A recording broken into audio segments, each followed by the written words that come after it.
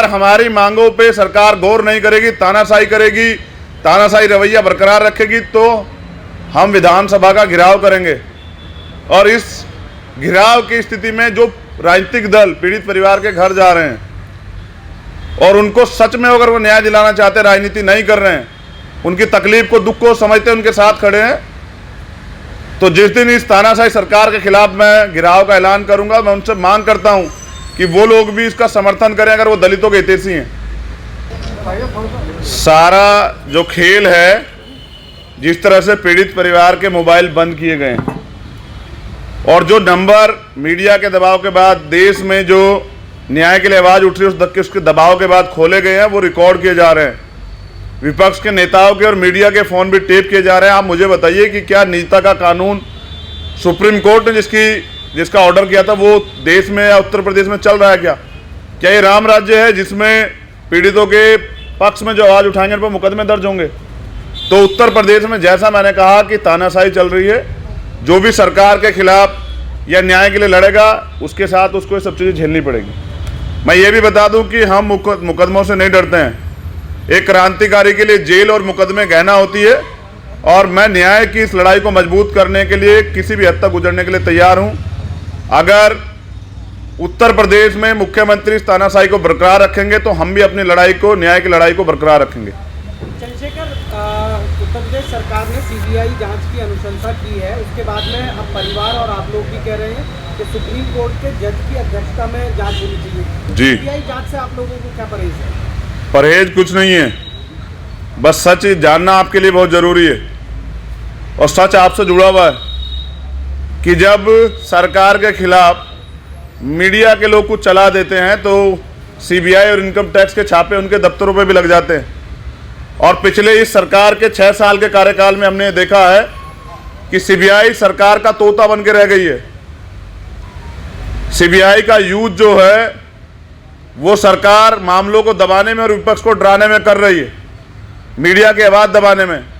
तो ऐसी सीबीआई से मुझे कोई उम्मीद नहीं है, क्योंकि आपको याद होगा कि माननीय न्यायपालिका के जजों ने भी बाहर निकलकर ये कहा था कि न्यायपालिका में सरकार हस्तक्षेप कर रही है। तो सरकार की सारी एजेंसियां जो है सरकार के अधीन है और ऐसा हम सब लोग जो हैं देश में होता देख रहे हैं। प्रमाण की जरूरत नहीं है, जो चल रहा है उसी को अनुभव के आधार पर ही कह रहे हैं। इसलिए हमने कहा कि रिटायर्ड जज होने चाहिए कि यहाँ सरकार के हिसाब से काम करने पर उनका प्रमोशन ना हो जाए कल, तो जिनको कुछ खोने पाने का खतरा ना हो, ऐसे माननीय सुप्रीम कोर्ट के रिटायर्ड जजों के एक पैनल द्वारा जो है कि निगरानी में पूरी जांच।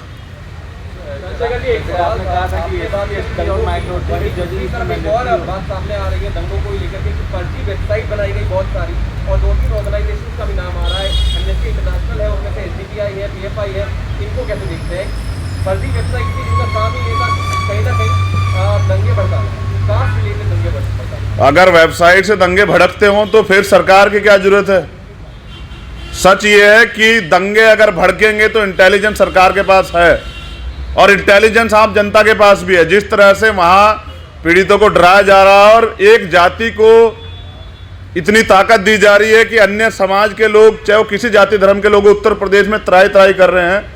लगातार इनकाउंटर हो रहे हैं, लगातार जो इस तरह कार्रवाई हो रही है और न्याय की जगह लाठियाँ मिल रही है। उससे स्पष्ट होता है कि डिस्कोर्स को बदलने के लिए, जैसा मैंने कहा कि हिंदू मुसलमान दंगे, क्योंकि यही बड़ा हथियार है उत्तर प्रदेश सरकार और देश की भाजपा की सरकार के पास, या जातिगत दंगे, और इसमें पिसेंगे हमारे लोग ही, हम जानते हैं। लेकिन इस बार हम तैयार हैं, हम सरकार की हर चाल पर नज़र रखेंगे।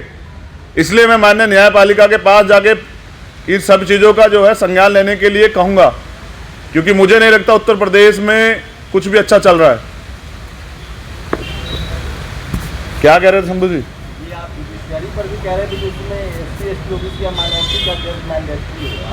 लगातार भेदभाव का शिकार हो रहा समाज।